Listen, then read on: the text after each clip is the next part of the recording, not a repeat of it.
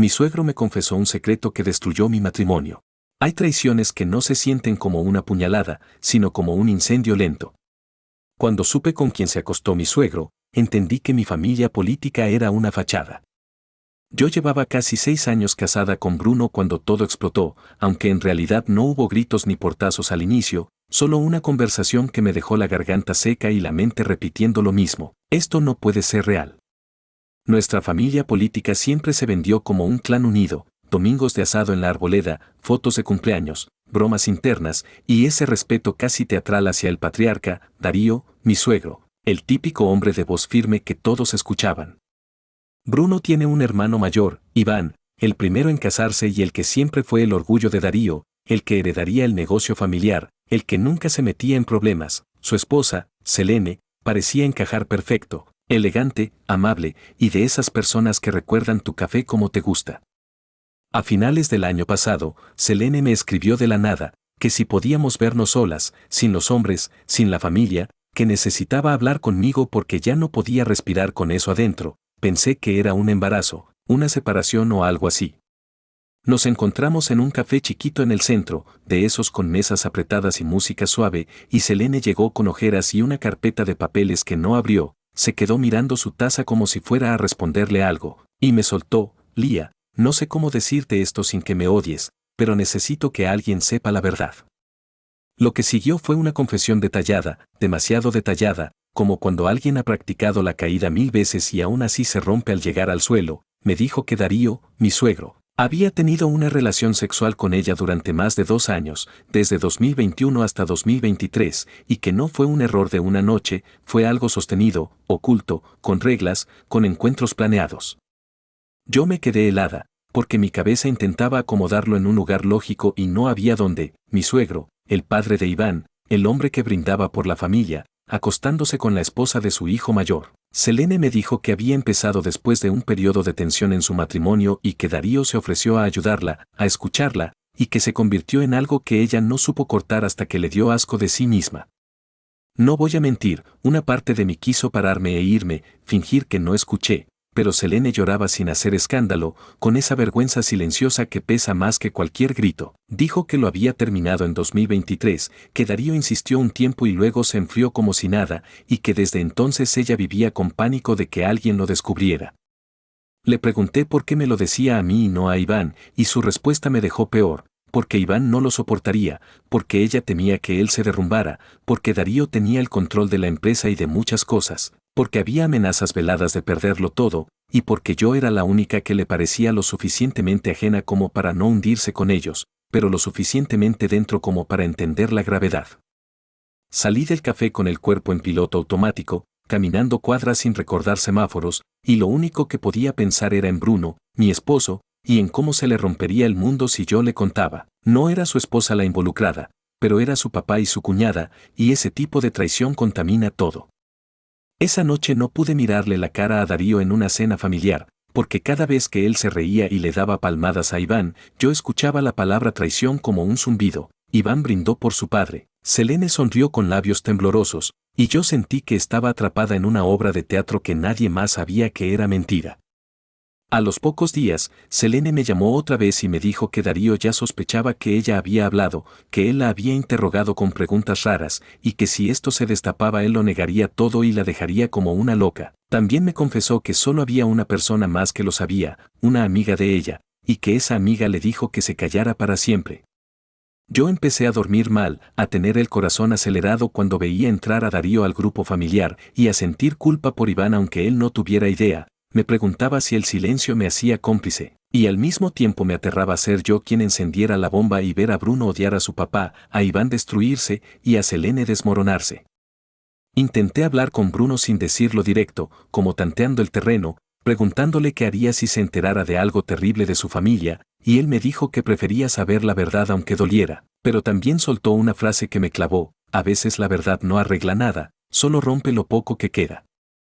La semana de Navidad fue el punto de quiebre porque Darío me jaló aparte en la cocina, con esa calma de hombre que cree que manda, y me dijo que últimamente me veía distante, que si todo estaba bien, y que él siempre ha querido lo mejor para nosotros. Lo dijo con una sonrisa que de pronto me pareció calculada, como si estuviera midiendo cuánto sabía yo. No le respondí nada comprometedor, pero se me notó el temblor en las manos, y esa noche Selene me escribió, ya lo sabe, ya sospecha, y no sé qué va a hacer. Me quedé mirando el mensaje y sentí que estaba en una esquina sin salida, callarme y cargarlo sola, o hablar y dinamitar la familia.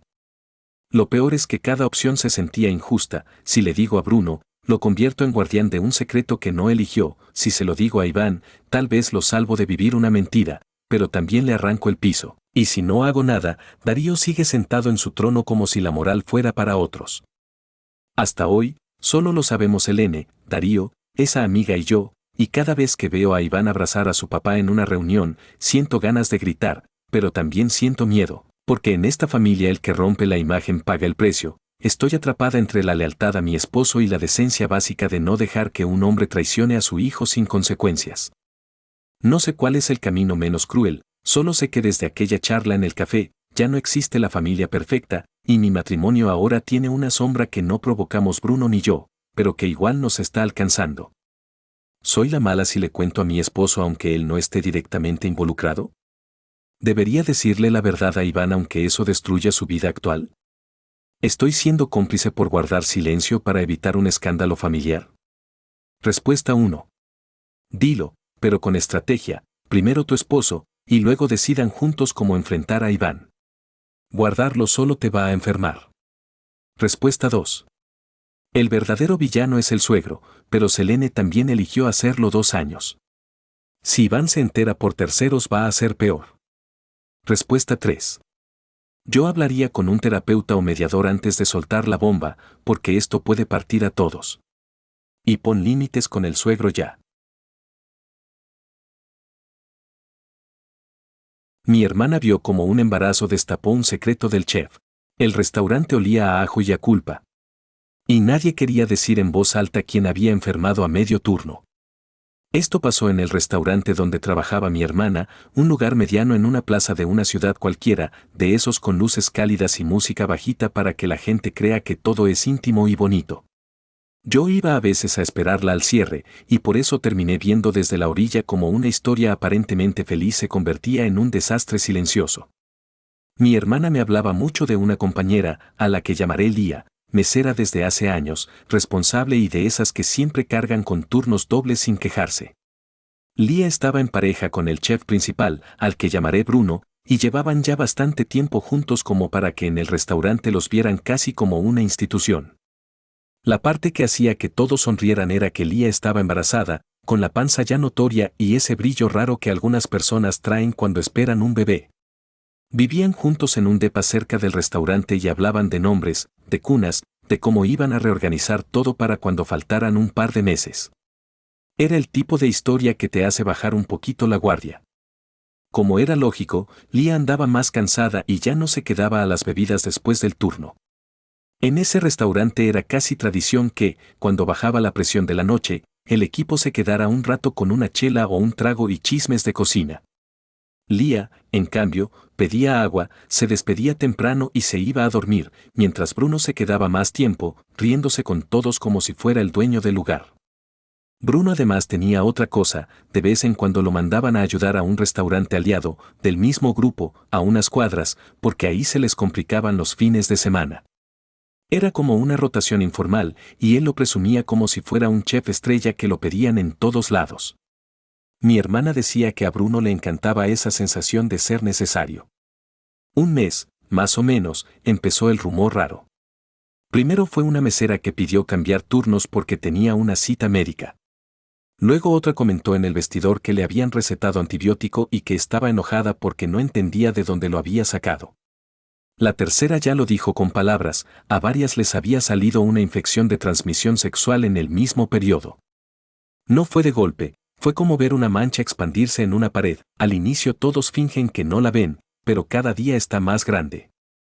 En el grupo de WhatsApp del staff empezaron los mensajes indirectos, los de cuídense y háganse chequeo, y los chistes nerviosos que nadie sabía si eran humor o acusación. En el restaurante aliado también comenzó a circular lo mismo.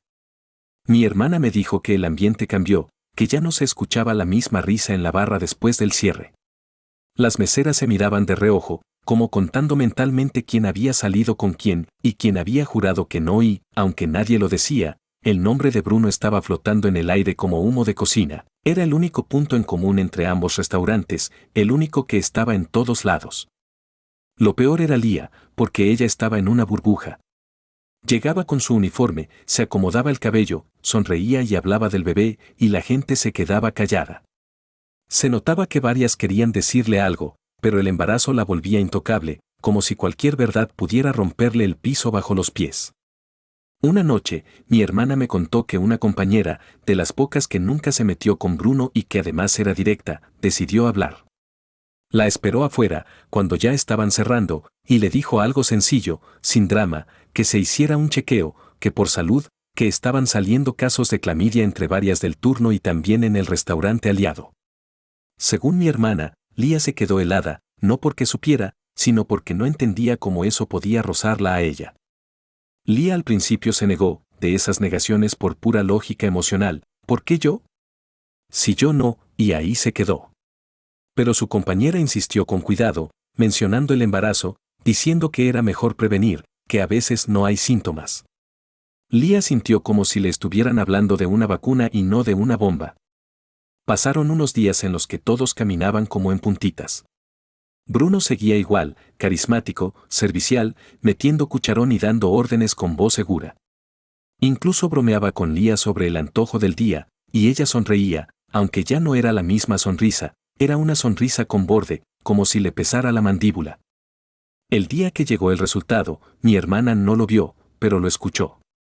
Lía entró al vestidor con la cara blanca y las manos temblando, se sentó sin quitarse el delantal y se quedó mirando al piso.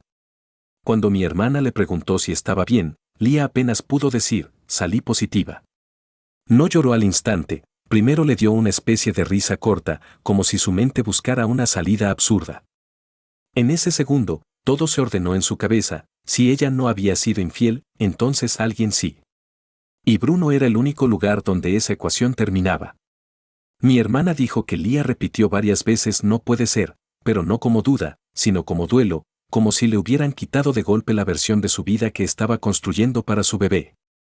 Lo siguiente fue todavía más triste porque no tuvo gritos de telenovela, al menos no en público. Lía salió del vestidor, fue directo a la oficina del gerente y pidió irse, diciendo que tenía un tema médico urgente. Bruno, desde cocina, alcanzó a verla y le gritó una pregunta de rutina, algo como ¿a dónde vas?, y Lía ni siquiera volteó. Esa indiferencia fue más fuerte que cualquier insulto. Esa noche, según mi hermana, varias meseras se quedaron calladas, mirando sus celulares, revisando mensajes viejos, recordando noches de cierre, viajes al restaurante aliado, y comentarios coquetos que antes parecían inofensivos. No era solo una traición de pareja, era un patrón que había salpicado a todo el equipo y que ahora ponía en riesgo a una mujer embarazada y a su bebé. Y aunque nadie dijo su nombre, Bruno dejó de ser el chef estrella y se volvió el centro de algo sucio. Yo solo supe el cierre por mi hermana, Lía no volvió al día siguiente, y el restaurante se llenó de un silencio incómodo.